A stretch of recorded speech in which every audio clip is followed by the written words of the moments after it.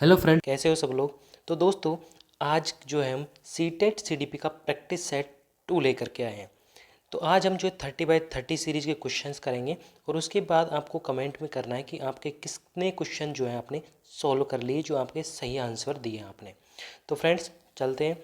तो फ्रेंड्स, पहले तो आप हमारी वीडियो को लाइक कर दीजिए, चैनल पर नहीं हो तो चैनल को सब्सक्राइब जरूर कर दीजिए, क्योंकि बहुत मेहनत लगती है एक PDF बनाकर फिर वीडियो बनाना, ठीक है। तो चलिए हम स्टार्ट करते हैं। पहला क्वेश्चन ये रहा। देखिए, पहले क्वेश्चन में क्या आ गया है कि एक शिक्षार्थी केंद्रित कक्षा कक्ष में अध्यापिका क्या करेगी। कक्षा कैसी है, विद्यार्थी केंद्रित है, शिक्षार्थी केंद्रित है, तो अध्यापिका के जो है उसको क्या करना चाहिए। पहली बात, अधिगम को सुगम बनाने के लिए बच्चों को एक दूसरे के साथ अंकों के लिए मुकाबला करने हेतु प्रोत्साहित करना। तो देखिए, यहाँ पर क्या किया गया है, मुकाबला, कंपटीशन, प्रतिस्पर्धा तो बच्चों को बिल्कुल नहीं करानी है। तो इसलिए पहला ऑप्शन यहाँ से गलत हो जाता है, ठीक है। दूसरा है, वे अपने विद्यार्थियों से जिस प्रकार की अपेक्षा करती हैं उसे प्रदर्शित करना और तब बच्चों को वैसा ही निर्देश देना। तो यहाँ पर जो है बच्चों को निर्देश नहीं देना है और उनसे जो प्रदर्शित करवाना है उसको निर्देश नहीं देना है, किसी भी तरह की बच्चे से अपेक्षा नहीं रखनी है। तो यहाँ पर दूसरा ऑप्शन भी गलत हो जाता है। तीसरा ऑप्शन है, मुख्य तथ्यों की व्याख्या करने के लिए व्याख्यान पत्ती का प्रयोग करना। देखिए, जहाँ भी लेक्चर मेथड दिखे और शिक्षार्थी केंद्रित कक्षा की बात करें तो लेक्चर मेथड को गलत कर देना है, ठीक है। फोर्थ ऑप्शन है, इस प्रकार की पत्तियों को नियोजित करना जिसमें शिक्षार्थी अपने श्रम के अधिगम के लिए पहल करने में प्रोत्साहित हो। मतलब बच्चा खुद गतिविधि करे और खुद मोटिवेशन प्राप्त करके, गतिविधि प्राप्त करके अधिगम करे। तो फोर्थ ऑप्शन यहाँ पर बिल्कुल एक्यूरेटली सही हो जाएगा, ठीक है। बढ़ते हैं अगले क्वेश्चन की तरफ। देखिए, अगला क्वेश्चन है, अवधारणाओं का विकास प्राथमिक रूप से, अवधारणाओं का विकास प्राथमिक रूप से किस में आता है। देखिए, शारीरिक विकास का एक हिस्सा है, सामाजिक विकास का, भावनात्मक विकास या बौद्धिक विकास। जब भी जो कॉन्सेप्ट बनते हैं, जो अवधारणाएं बनती हैं, वो कहाँ बनती हैं, हमारे मस्तिष्क में। तो मस्तिष्क जब आएगा तो या तो मेंटल डेवलपमेंट आएगा या फिर क्या आएगा, इंटेलेक्चुअल डेवलपमेंट। तो यहाँ पे मेंटल डेवलपमेंट का ऑप्शन नहीं है, लेकिन हमारे पास कौन सा है, बौद्धिक विकास, इंटेलेक्चुअल डेवलपमेंट का ऑप्शन है। तो यहाँ पे जो है फोर्थ ऑप्शन बिल्कुल सही हो जाएगा, ठीक है। अगला क्वेश्चन ये रहा आपके सामने, बहुभाषिक कक्षा में बच्चों की भाषाएं क्या होती हैं, क्या नहीं होती, क्या चुनौतियां होती हैं, क्या जटिल होती हैं। बच्चों की जो भाषाएं होती है, भाषा सीखने की प्रक्रिया को बाधित करती हैं। जब बहुभाषिक कक्षा है तो उसमें भाषा सीखने की प्रक्रिया को बाधित तो नहीं करेगी। जब मैंने आपको मल्टीलिंगुअलिज्म टॉक पे पढ़ाया तो उसमें बताया था कि बहुभाषिक क्या करती है, एक संसाधन के रूप में कार्य करती है। दूसरा ऑप्शन है, संसाधन के रूप में कार्य करती है। तो यहाँ पे जो है सेकंड ऑप्शन बिल्कुल सही हो जाएगा, ठीक है। शिक्षक के लिए भेद जटिल चुनौती है, बिल्कुल गलत। शिक्षक के लिए भेद चुनौती ये नहीं होना चाहिए। आकलन की प्रक्रिया को बाधित करती है, ये भी ऑप्शन गलत है। तो यहाँ पर जो तीसरे क्वेश्चन का आंसर वो सेकंड ऑप्शन बिल्कुल सही होगा, ठीक है। अगला क्वेश्चन है फोर्थ, बहुभाषी कक्षा से तात्पर्य है। क्या तात्पर्य है, जिस कक्षा में प्रत्येक कम से कम 2 भाषाओं में पाठ्यपुस्तक उपलब्ध हो। देखिए, 2 भाषाओं में पाठ्यपुस्तक उपलब्ध नहीं करानी है बच्चे को। बहुभाषी कक्षा बताई थी जिसमें एक क्षेत्र में अलग अलग जो भाषा बोलने वाले लोग हैं वो आ जाएं बहुभाषी कक्षा में, ठीक है। तो पहला ऑप्शन बिल्कुल गलत हो जाएगा। जिस कक्षा में प्रत्येक बच्चे के घर की बोली को सम्मान दिया जाता है, बिल्कुल सही बात। हर बच्चा हर अलग अलग क्षेत्र से आएगा और हर अलग अलग क्षेत्र से आएगा तो वो अपनी मातृभाषा, घर की भाषा को लेकर के आएगा कक्षा में। तो उसके घर की भाषा को क्या देना है, सम्मान देना है। तो सेकंड ऑप्शन यहाँ पर बिल्कुल सही होगा। थर्ड ऑप्शन है, जहाँ बहुत सी भाषाओं का अध्यापन किया जाता है, थर्ड ऑप्शन गलत है। और जिस कक्षा के शिक्षक या शिक्षिका 2 या 2 से अधिक भाषाएं पढ़ लिख सकते हैं, तो फोर्थ ऑप्शन भी गलत है। तो सेकंड ऑप्शन यहाँ पर बिल्कुल सही हो जाएगा, ठीक है। अगला क्वेश्चन है, भाषा सीखने में मातृभाषा का व्याघात। मातृभाषा क्या करती है। देखिए, पहले आंशिक रूप से होता है, पूर्ण रूप से होता है, या नहीं होता है, या फिर होता है। व्याघात का मतलब मातृभाषा जो है, कोई नई भाषा सीख रहा है तो मातृभाषा जो है वो कितना घातक होती है, बाधा कितने डालती है। तो मातृभाषा तो बाधा डालती ही नहीं है, आंशिक रूप से भी नहीं, पूर्ण रूप से भी नहीं।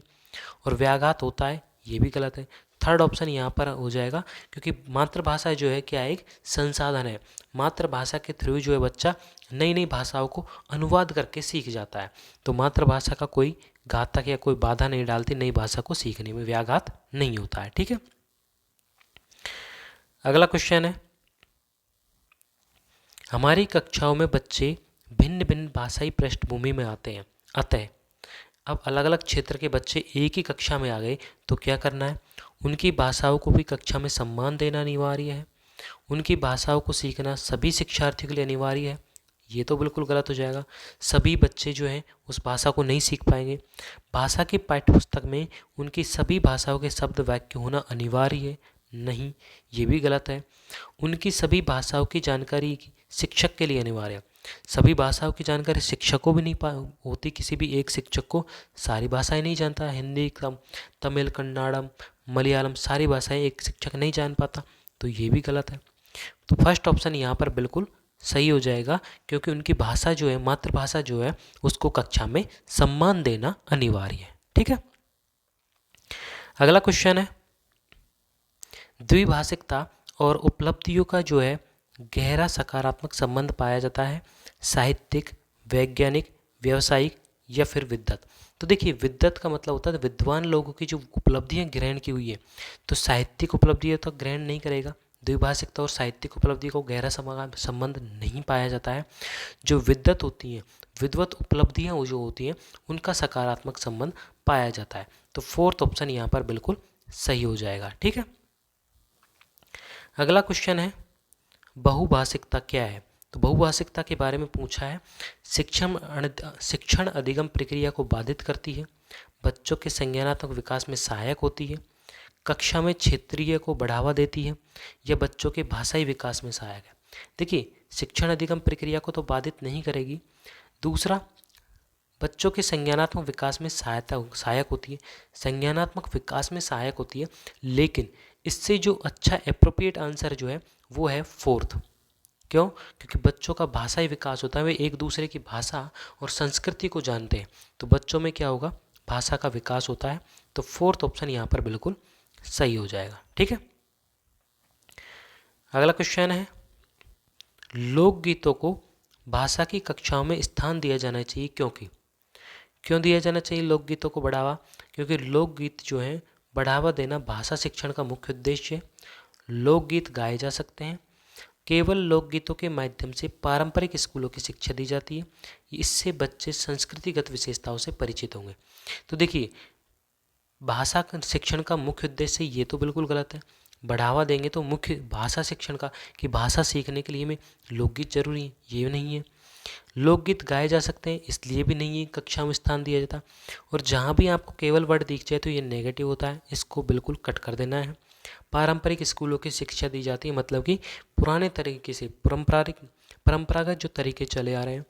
जबकि इसका फोर्थ ऑप्शन है वो बिल्कुल यहाँ पर अप्रोप्रिएट सही है, क्योंकि इससे बच्चे जो हैं एक दूसरे की संस्कृति को पहचान पाते हैं, एक दूसरे की संस्कृति से परिचित हो सकते हैं। ठीक है, अगला क्वेश्चन है, मोहिनी जो है हमेशा हैंडपंप को चापाकल बोलती है, शिक्षिका एक शिक्षिका के रूप में आप क्या करेंगे? अब एक मोहिनी नाम की लड़की है, वो हैंडपंप को क्या बोलती है, क्षेत्रीय भाषा में चापाकल, और वो विद्यालय में भी उसकी मातृभाषा में बोलती है चापाकल। तो अब शिक्षिका है आप, शिक्षक है, उसके रूप में आप क्या करेंगे? उसे डांटेंगे कि उसने गलत शब्द का प्रयोग किया। देखिए, बच्चे को तो आपको बिल्कुल डांटना ही नहीं है। एनसीएफ 2005 और एनईपी 2020 में कहा गया कि बच्चे को बिल्कुल नहीं डांटना है। ठीक है, तो ये तो ऑप्शन बिल्कुल गलत हो गया। उसकी तरफ कोई ध्यान नहीं देंगी, ऐसा भी नहीं है कि जो भी बच्चा हो, कोई भी वो कुछ बोल रहा है तो आप उसकी तरफ ध्यान नहीं देंगे कि वो क्या बोल रहा है, तो ये भी गलत हो जाएगा। मोहिनी को समझाएंगे कि यह चापाकल नहीं हैंडपंप है, ये भी गलत है, क्योंकि हैंडपंप को चापाकल बोल रही है बच्ची, लड़की बोल रही है, तो ये गलत है। उसको ये नहीं समझाएंगे कि हैंडपंप भी कहते हैं, चापाकल गलत है, बल्कि चापाकल बोलते हैं। संपूर्ण कक्षा को बताएंगे कि हैंडपंप को चापाकल भी कहा जाता है। तो फोर्थ ऑप्शन यहाँ पर बिल्कुल एप्रोप्रिएट आंसर होगा, बिल्कुल सही आंसर होगा। ठीक है, अगला क्वेश्चन है, त्रिभाषा सूत्र में हिंदी का स्थान है। अब जो मैंने आपको 3 लैंग्वेज फॉर्मूला पढ़ाया था, मेरी वीडियो नहीं देखी हो 3 लैंग्वेज फॉर्मूला की, तो आप पीछे जा करके देख लेना, ठीक है। जो 3 लैंग्वेज फॉर्मूला है उसमें हिंदी का स्थान क्या है? हिंदी राजभाषा है, क्या शास्त्रीय भाषा है, या फिर सहराज भाषा है, या राष्ट्रभाषा है? तो देखिए हिंदी जो है उसको फिलहाल जो राजभाषा का दर्जा दिया हुआ है, तो यहाँ पर पहला ऑप्शन बिल्कुल सही हो जाएगा। जबकि जो इंग्लिश लैंग्वेज जो है वो एक व्यावसायिक भाषा है, क्योंकि व्यवसाय के रूप में यूज करते हैं। और राष्ट्रीय भाषा भारत की अभी तक कोई नहीं है भाषा, क्योंकि हिंदी जो है वो एक राजभाषा है, ठीक है। बढ़ते हैं अगले क्वेश्चन की तरफ। बहुभाषिकता कक्षा में बच्चों की घर की भाषा के प्रयोग को, अब बहुभाषिक कक्षा है, मल्टीलिंगुअलिज्म क्लास है, तो उसमें बच्चों की घर की भाषा को क्या करना चाहिए? सम्मान देना चाहिए, ठीक है। तो प्रोत्साहन नहीं करना चाहिए, ये तो गलत हो जाएगा। सम्मान देना चाहिए, तो सेकंड ऑप्शन यहाँ पर बिल्कुल सही हो जाएगा। और प्रोत्साहन देना चाहिए, अत्यंत सीमित कर देना चाहिए, ये दोनों भी गलत हो जाएंगे। तो सेकंड ऑप्शन यहाँ पर बिल्कुल सही हो जाएगा, ठीक है। अगला क्वेश्चन है, किसी प्रगतिशील कक्षा की व्यवस्था में शिक्षक एक ऐसे वातावरण को उपलब्ध कराकर अधिगम को सुगम बनाता है जो खोज को प्रोत्साहन देता है, समावेश को हतोत्साहित करता है, आवृत्ति को बढ़ाता है, या फिर नियामक है। तो इसमें जो है, अब वातावरण को उपलब्ध करा के अधिगम को जब सुगम बनाएंगे तो बच्चे को क्या करेंगे हम? खोज के लिए, खोजपूर्ण अधिगम के लिए प्रोत्साहित करेंगे, तो खोज को हम प्रोत्साहन देंगे। पहला ऑप्शन यहाँ पर बिल्कुल सही हो जाएगा। हतोत्साहित नहीं करना है, आवृत्ति को नहीं बढ़ाना है, ना ही बच्चे को नियामक करना है, ठीक है। फर्स्ट ऑप्शन यहाँ पर बिल्कुल सही हो जाएगा। अगला क्वेश्चन है, निम्नलिखित में से कौन सा प्रगतिशील शिक्षा की अवधारणा के बारे में प्रमुख है? प्रगतिशील अवधारणा, प्रगतिशील शिक्षा की बात की है तो मानक निर्देशन एवं मूल्यांकन, जहाँ भी आपको मानक केवल या फिर जो है मानक वर्ड और केवल वर्ड मिल जाए अभी तक, तो ये दोनों ही नेगेटिव वर्ड है। जहाँ भी आपको ये मिल जाए और आपसे क्वेश्चन में पॉजिटिव बात पूछी है तो इनको देखते ही काट देना है, क्योंकि ये नेगेटिव होते हैं। पाठ्यपुस्तक केंद्रित अधिगम नहीं, शिक्षार्थी केंद्रित अधिगम होना चाहिए, ठीक है। प्रत्येक बच्चे की क्षमता एवं संभावना में विश्वास करना, बिल्कुल सही है। प्रत्येक बच्चे की क्षमता क्या होती है? अलग अलग होती है। उसकी प्रत्येक बच्चे का विश्वास भी अलग अलग होता है, तो उसको ध्यान रखना चाहिए प्रगतिशील कक्षा में, ठीक है। तो थर्ड ऑप्शन यहाँ पर बिल्कुल सही हो जाएगा।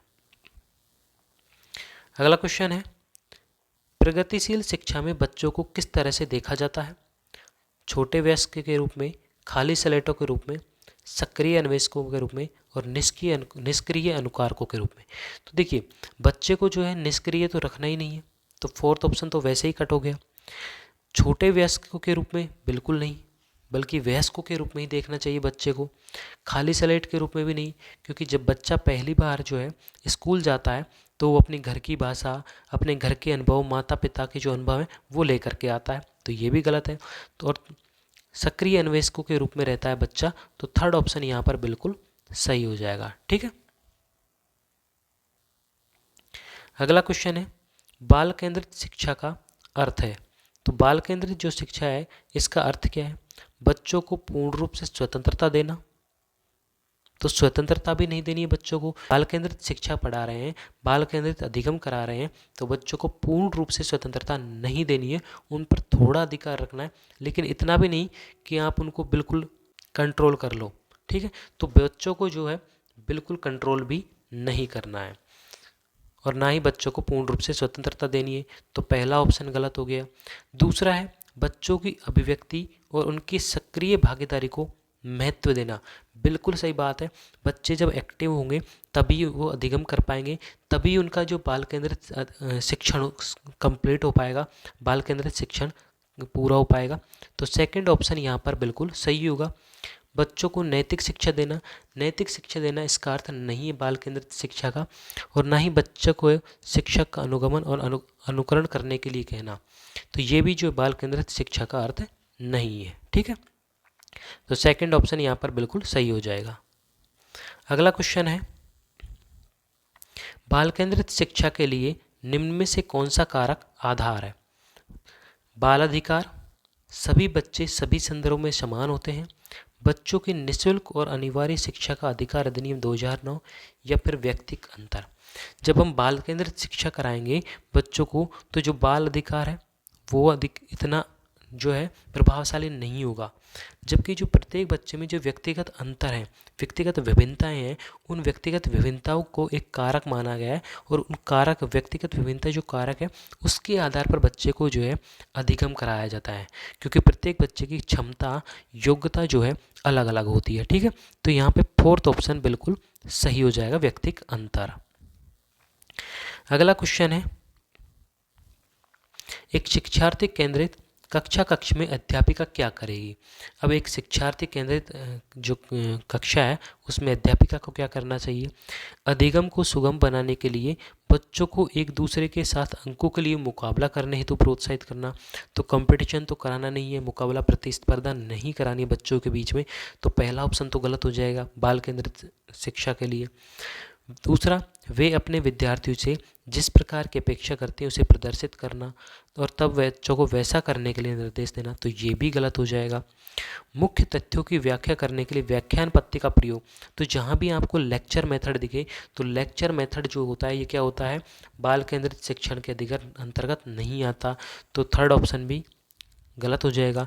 फोर्थ ऑप्शन है, इस प्रकार की पद्धतियों को नियोजित करना जिसमें शिक्षार्थी अपने स्वयं के अधिगम के लिए पहल करने में प्रोत्साहित हो, मतलब बच्चा जो है वो खुद गतिविधि करके खुद जो है अधिगम करे, तो वो होगी बाल केंद्रित शिक्षा। ठीक है, तो फोर्थ ऑप्शन यहाँ पर बिल्कुल सही हो जाएगा। अगला क्वेश्चन है, शिक्षक विश्वास करता है कि प्रत्येक बच्चा अद्वितीय तथा विशेष होता है, इसलिए वह उन्हें उनकी अपनी शिक्षा तथा विकास में सक्रिय रूप से सम्मिलित करता है, वह बनाता है। जब बच्चा खुद एक्टिवेट होगा, खुद एक्टिव होगा, खुद गतिविधि करेगा और खुद विकास में सक्रिय रूप से हो, उसका विकास में खुद सक्रिय रूप से भाग ले, तो ऐसी विधि कौन सी है, तो वह है बाल केंद्रित शिक्षा, तो जो कि पहला ही ऑप्शन बिल्कुल सही हो जाएगा। विधि केंद्रित शिक्षा नहीं होगा, शिक्षक केंद्र तो हो ही नहीं सकता और विद्यालय केंद्र भी नहीं है, तो यहाँ पे पहला ऑप्शन बिल्कुल सही हो जाएगा। ठीक है, अगला क्वेश्चन है कि जब बच्चा फेल होता है तो इसका तात्पर्य क्या है। अब बच्चा फेल हो गया तो क्या हम कहेंगे कि बच्चे ने पढ़ाई नहीं की या फिर बच्चे ने जो है पढ़ाई में ध्यान नहीं दिया, तो ये कहना बिल्कुल भी गलत होगा। फेल हुआ है तो बच्चा हुआ, लेकिन कहेंगे क्या, किस वजह से फेल हुआ है, बच्चों ने उत्तरों को सही तरीके से याद नहीं किया, तो यहाँ पे जो पहला ऑप्शन है बिल्कुल गलत है, क्योंकि बच्चे के ऊपर कोई गलती नहीं थोपनी है, बच्चे को कहीं भी गलत नहीं बताना है, क्योंकि बच्चे ने जो है क्वेश्चंस को सही तरीके से याद किया था, वही करना है, याद नहीं किया ऐसा नहीं करना। बच्चा पढ़ाई के लिए योग्य नहीं है, ये भी गलत है, बच्चों को तो बिल्कुल गलत ठहराना नहीं है। यहाँ पे दूसरे ऑप्शन में फिर बच्चे को गलत ठहरा दिया कि बच्चा पढ़ने के लिए योग्य नहीं है, लेकिन बच्चा जो है चाहे कितना भी मंदबुद्धि उसे योग्य ही मानना पड़ेगा। ठीक है, व्यवस्था फेल हुई है, बिल्कुल सही बात है, क्योंकि बच्चे की जो व्यवस्था थी, जो पढ़ाने की, जो टीचर शिक्षक जो उच्च अधिकारी हैं, वो सारी व्यवस्था जो है वो फेल हुई है, इसलिए बच्चा फेल हुआ है, बल्कि बच्चे को फेल नहीं कहेंगे, पूरी व्यवस्था ही फेल हुई है। ठीक है, बच्चों की प्राइवेट ट्यूशन लेनी चाहिए, ये भी गलत हो जाएगा, तो यहाँ पे थर्ड ऑप्शन बिल्कुल सही हो जाएगा। ठीक है, अगला क्वेश्चन है, प्राथमिक स्तर पर एक शिक्षक में निम्न में से किसे सबसे महत्वपूर्ण विशेष मानना चाहिए। देखिए, बच्चे के लिए एक शिक्षक में कौन सी जो है महत्वपूर्ण विशेषता होनी चाहिए, पढ़ाने की उत्सुकता, धैर्य और दृढ़ता, शिक्षण पद्धति और विषयों के ज्ञान में दक्षता और अति मानक भाषा में पढ़ाने की दक्षता। देखिए, शिक्षक को जो पढ़ाने की उत्सुकता तो जो बिल्कुल होती है और धैर्य और दृढ़ता भी होती है, लेकिन जो यहाँ पे थर्ड ऑप्शन है वो बिल्कुल अप्रोप्रिएट है, क्योंकि जो शिक्षक है उसको अगर शिक्षण पद्धतियाँ ही पता नहीं होगी कि किस बच्चे को जो है किस शिक्षण पद्धति से पढ़ाना है। अगर किसी बच्चे को एक शिक्षण पद्धति से कोई चीज़ समझ नहीं आई तो उसको दूसरे शिक्षण विधि से समझाओ। ठीक है, और शिक्षक को खुद की विषय के ज्ञान में दक्षता भी होना चाहिए, खुद की विषय की नॉलेज नहीं है तो वो उस विषय को नहीं पढ़ा पाएगा, तो यहाँ पे जो है थर्ड ऑप्शन बिल्कुल सही हो जाएगा। ठीक है, बाकी सारे ऑप्शन गलत हो जाएंगे। ठीक है, अगला क्वेश्चन है, निम्न में से कौन सा शिक्षार्थियों में जो है सृजनात्मकता का पोषण करता है। अच्छी शिक्षा के व्यवहारिक मूल्यों के लिए विद्यार्थियों का शिक्षण प्रत्येक शिक्षार्थी के अंतर्गत प्रतिभा का पोषण एवं प्रश्न करने के अवसर उपलब्ध कराना, विद्यालय जीवन के प्रारंभ में उपलब्धि के लक्ष्यों पर बल देना, परीक्षा में अच्छे अंकों के लिए विद्यार्थी की कोचिंग कराना। देखिए, जहाँ भी जो बच्चे को जो है कोचिंग कराने की बात आ जाए तो वहाँ पर जो बच्चे को उस ऑप्शन को आपको क्या करना है, गलत कर देना है। बच्चे को ट्यूशन लेने की बात हो, कोचिंग की बात हो, तो उस ऑप्शन को बिल्कुल गलत कर देना है। ठीक है। विद्यालय जीवन के प्रारंभ में उपलब्धि के लक्ष्यों पर, मतलब कि अचीवमेंट गोल दे दिया कि आपने ये, जैसे कि 5वीं क्लास बोर्ड हो जाए मान लीजिए, तो 5वीं क्लास को बेटा आप पास करोगे तो आपको साइकिल दिला देंगे, तो उसने सिर्फ अचीवमेंट के लिए किया है, तो ये भी गलत हो जाएगा, जबकि इसमें क्रिएटिविटी तो दिखाई नहीं बच्चे ने। ठीक है। पहला है अच्छी शिक्षा के लिए व्यवहारिक मूल्यों के लिए विद्यार्थियों का शिक्षण, मतलब शिक्षा अच्छी ग्रहण करे, इसके लिए बच्चे के जो व्यवहारिक मूल्य है, उसका व्यवहार कैसा है, उस सिर्फ और सिर्फ उसका ही शिक्षण कराया गया, तो ये भी ऑप्शन नहीं है क्रिएटिविटी का। जबकि जो सेकंड ऑप्शन है उसके अंतर्गत प्रतिभा का पोषण करना और प्रश्न करने के अवसर उपलब्ध करेंगे। जब हम बच्चे को किसी समस्या का समाधान करने के लिए अवसर उपलब्ध कराएंगे तो क्या करेगा बच्चा, क्रिएटिव दिखाएगा, माइंड में उसके प्रति थिंकिंग करेगा, सोचेगा, उस समस्या का समाधान सोचेगा, तो क्रिएटिविटी आएगी। तो यहाँ पर जो है सेकंड ऑप्शन जो है बिल्कुल सही हो जाएगा, क्योंकि इसी से यहाँ पर सृजनात्मकता का पोषण हो रहा है। ठीक है। अगला क्वेश्चन है, बच्चों की रुचि बनाए रखने के लिए आप कौन सी विधि का चयन करेंगे? बच्चों को पढ़कर आने को कहेंगे और प्रश्न पूछेंगे? नहीं, क्योंकि बच्चे को अगर हमने कह दिया कि बेटा चलो ये 5 क्वेश्चन कल तुम याद करके लाना, मैं तुमसे आते ही पूछूंगा, तो उसमें बच्चे की रुचि नहीं बनेगी। कौन सी विधि है जिसमें रुचि बनेगी, वो पूछा है हमसे, तो इसमें तो बच्चे की रुचि नहीं बनेगी, बल्कि बच्चा जो है उल्टा डिमोटिवेटेड हो जाएगा कि क्या टीचर है, डेली वही 5 क्वेश्चन दे देता है, फिर आके पूछ लेता है, नहीं बताए तो पिटाई कर देता है। लेकिन आजकल तो पिटाई भी नहीं कर सकते, तो ये ऑप्शन गलत हो जाएगा। अगला है श्रम गतिविधि करेंगे तथा बच्चों को बताएंगे? बिल्कुल नहीं। अब टीचर खुद गतिविधि कर रहा है और बच्चों को बता रहे हैं कि बेटा इस तरीके से ये प्रयोग किया जाता है, इस तरीके से ये प्रयोग करते हैं, इस तरीके से हम 2 में 4 जोड़ते हैं तो 6 होता है। तो स्वयं गतिविधि कर रहा है, इसमें बच्चे की तो कोई गतिविधि नहीं हुई, तो ये ऑप्शन भी गलत हो जाएगा। अगला है आप गतिविधि में बच्चों को शामिल करेंगे? बिल्कुल सही बात। जिस वक्त आप जो गतिविधि कर रहे हो, चाहे आप कोई भी साइंस का प्रैक्टिकल हो या फिर जो मैथ के जो सब्सट्रैक्शन, ऐड, मल्टीप्लिकेशन, डिवीजन हो, उनमें आप बच्चों को गतिविधि में शामिल कर लें, उस गतिविधि में अगर आप बच्चों को शामिल कर लें तो वो जो है बच्चों की रुचि को बनाए रखेगा। तो थर्ड ऑप्शन यहाँ पर बिल्कुल अप्रोप्रिएट हो जाएगा। ठीक है। बच्चों को स्वयं गतिविधि करने के लिए दे देंगे, बच्चों को अगर हम गतिविधि करने के लिए देंगे तो बच्चा नहीं कर पाएगा, उसे क्या पता किस तरीके से गतिविधि करनी है, उसको एक स्कैफोल्डिंग देनी पड़ेगी फिर भी, तो उस स्कैफोल्डिंग देने के लिए हम उसको क्या करेंगे, बच्चों को गतिविधि में ही शामिल कर लेंगे। ठीक है। तो थर्ड ऑप्शन यहाँ पर बिल्कुल सही हो जाएगा। अगला क्वेश्चन है, एकल अभिभावक वाली बच्चों को पढ़ाते समय शिक्षकों को क्या करना चाहिए? देखिए, स्थिर और एक रूप वातावरण उपलब्ध कराना चाहिए, इस तथ्य को अनदेखा करना चाहिए और ऐसे बच्चों के साथ अन्य बच्चों के समान व्यवहार करना चाहिए, एक प्रकार के बच्चे के साथ भिन्न प्रकार से व्यवहार करना चाहिए और ऐसे बच्चे को कम गृह कार्य देना चाहिए। तो जब एक अभिभावक, मतलब कि जिसका या तो माता है या फिर पिता है, तो उसके साथ क्या करना चाहिए, स्थिर और एक रूप वातावरण उपलब्ध कराना चाहिए। अभी तक तो ये बिल्कुल ठीक है, लेकिन आगे देख लेते हैं। वो जो इस तथ्य को अनदेखा करना चाहिए कि उसके या तो माता है या फिर उसके पिताजी हैं, तो ये तथ्य को अनदेखा कर देना चाहिए, ये तो बिल्कुल गलत हो जाएगा। इस प्रकार के बच्चे के साथ भिन्न प्रकार से व्यवहार करना चाहिए। अगर हम एक बच्चे के साथ अलग से व्यवहार करेंगे तो ये क्या हो जाएगा, एक लेबलिंग हो जाएगा कि हमने बच्चे को क्या कर दिया, लेबल कर दिया कि उसके माता या पिता में से सिर्फ एक है, तो हम कि उसके साथ अलग व्यवहार करेंगे तो लेबलिंग हो जाएगी, एक तरीके से सेग्रीगेशन हो जाएगा, पृथककरण हो जाएगा बच्चे का, तो ये भी नहीं करना है। बच्चे को कम गृह कार्य देना चाहिए, ये भी गलत है, गृह कार्य नहीं देना चाहिए, कम देना चाहिए, ये तो जो है हमारी सहानुभूति दिखाना हो गई उसके प्रति। ठीक है। तो ऐसा भी नहीं करना चाहिए, बल्कि स्थिर और एक रूप वातावरण उपलब्ध कराना चाहिए, मतलब बच्चे को जो है पढ़ाई से संबंधित, जैसे बच्चा पढ़ता है तो उसको जो है टीचिंग वाला एनवायरनमेंट प्रदान करे बच्चों को, ताकि वो अच्छा पढ़ सके। ठीक है। तो फर्स्ट ऑप्शन यहाँ पर बिल्कुल सही हो जाएगा। अगला क्वेश्चन है, शिक्षण से अधिगम पर बल देने वाला परिवर्तन कौन सा होगा? पहला, परीक्षा परिणामों पर केंद्रित होकर। अगर आपने सिर्फ और सिर्फ रिजल्ट के बारे में सोचा कि मुझे तो सिर्फ 90% बनानी है, चाहे मेरे कुछ भी याद नहीं, चाहे रट के चाहे कैसे भी, तो ये अधिगम नहीं होगा। शिक्षण से अधिगम पर बल, तो ये अधिगम नहीं होगा, बल्कि आप क्या कर रहे हो, रट रहे हो, मेमोराइज कर रहे हो, रोट लर्निंग कर रहे हो, तो ये अधिगम नहीं होगा। ठीक है। बाल केंद्रित शिक्षा पद्धति अपनाकर, बिल्कुल ठीक है, बाल केंद्रित शिक्षा पद्धति अपना करके जो है हम अधिगम पर बल दे सकते हैं, लेकिन हो सकता है इससे आगे कोई अप्रोप्रिएट आंसर हो, वो देख लेते हैं। सीखने को प्रोत्साहित करके, बिल्कुल सही बात है, बाल केंद्रित शिक्षा से भी बढ़िया ऑप्शन है सीखने को प्रोत्साहित करके। देखिए कैसे, अब जब सीखने को प्रोत्साहित करेंगे हम, तो क्या होगा, हम बाल केंद्रित शिक्षा ही पढ़ाएंगे बच्चों को, बाल केंद्रित शिक्षा लगाएंगे, तो जब सीखने को प्रोत्साहित करेंगे तो उसमें क्या, किस तरीके से पढ़ाएंगे, बाल केंद्रित शिक्षा लागू करके। तो सीखने को भी हमने प्रोत्साहित किया और बाल केंद्रित शिक्षा को भी लागू किया उसमें।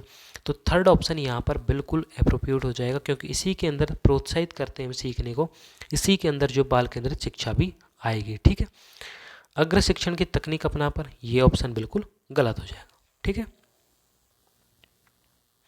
अगला क्वेश्चन है, एक बाल केंद्रित कक्षा में बच्चे सामान्यतः सीखते हैं। अब बाल केंद्रित कक्षा है तो बच्चे कैसे सीखेंगे, व्यक्तिक और समूह दोनों रूपों में, मुख्य रूप से शिक्षक से, व्यक्तिगत रूप से, या फिर समूहों से। देखिए बच्चा जो है शिक्षक से तो सीखता ही है, लेकिन यहाँ पे क्या कहा है, मुख्य रूप से शिक्षक से, मतलब शिक्षक से ज़्यादा सीखता है और लोगों से जो बच्चा बाल केंद्रित कक्षा में नहीं सीखता, केवल शिक्षक से ज़्यादा सीखता है, तो ये ऑप्शन तो गलत हो जाएगा।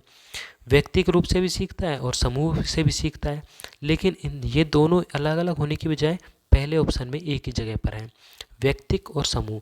मतलब कि बच्चा जो है समूह में कोई गतिविधि हो रही, समूह शिक्षण हो रहा है, तो बच्चा उसमें भी सीख लेता है बाल केंद्रित शिक्षा में।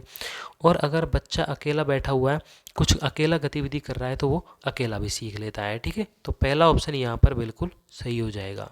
अगला क्वेश्चन देखते हैं, बाल केंद्रित शिक्षा शास्त्र का अर्थ क्या है।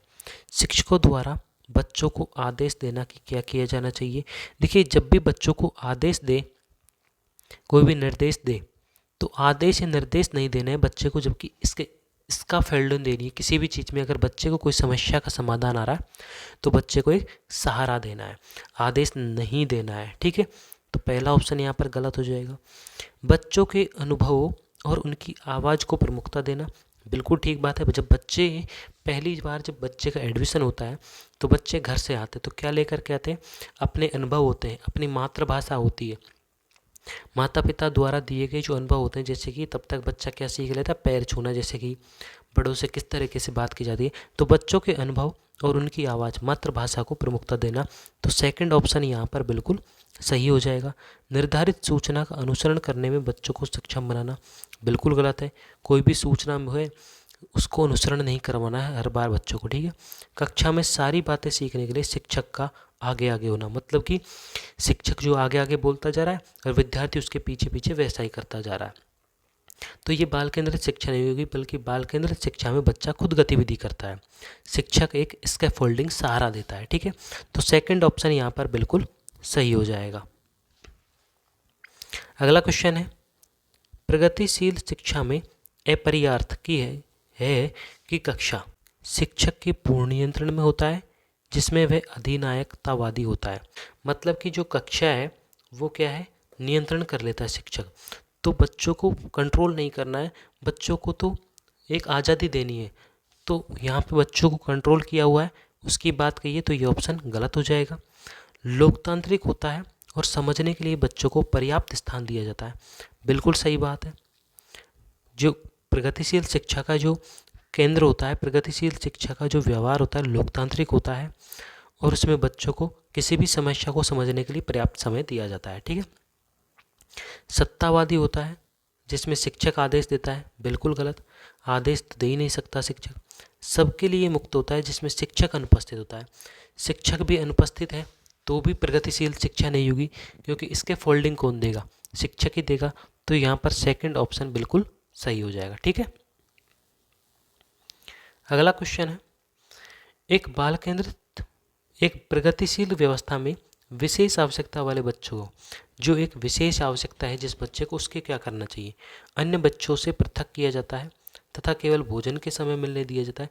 देखिए, जब भी बच्चे को पृथक किया जाए, सेग्रीगेशन की बात की जाए या फिर लेबलिंग की बात की जाए, तो बच्चे को ये नहीं करना है, ये कि नेगेटिव वर्ड होते हैं, लेबलिंग या सेग्रीगेशन बच्चे को बिल्कुल नहीं करना है, पृथक नहीं करना है, ठीक है। केवल व्यावसायिक प्रशिक्षण दिया जाता है, नहीं, जहाँ भी केवल वर्ड आ जाए उसको काट देना है, नेगेटिव वर्ड होता है। केवल व्यावसायिक प्रशिक्षण नहीं देना, बल्कि उसको अधिगम कराना है और उसके बाद उस प्रशिक्षण के थ्रू उसको इतना काबिल बनाना है, बहुत अच्छा काबिल बनाना है, ठीक है। उन्हें एक शर्त पर दूसरे बच्चों में घुलने मिलने की आज्ञा होती है कि वे सभ्य व्यवहार संतुलित रखें। शर्त नहीं, बल्कि बच्चे को अलग ही नहीं किया जाता, वो सारों को एक साथ रखा जाता है, एक साथ खेलने कूदने खाने के लिए भेजा जाता है, ठीक है। अन्य बच्चों के साथ पढ़ाया जाता है और तथा उनकी आवश्यकता हेतु विशेष व्यवस्था की जाती है। बिल्कुल सही बात है। अगर विशेष आवश्यकता वाला बच्चा है, लंगड़ा है, बहरा है, गूंगा है, तो उन बच्चों को क्या किया जाता है, अन्य सभी बच्चे जो हैं, जो साधारण बच्चे हैं, जिनको विशेष आवश्यकता वाले नहीं हैं, उनके साथ ही उसे रखा जाता है। लेकिन अगर उसको कुछ आवश्यकता हो तो उसको अलग से व्यवस्था भी दी जाती है, ठीक है। तो फोर्थ ऑप्शन यहाँ पर बिल्कुल सही हो जाएगा। अगला क्वेश्चन है, निम्न में से कौन सा निहितार्थ पियाजे के संज्ञानात्मक विकास के सिद्धांत से प्राप्त नहीं किया जा सकता?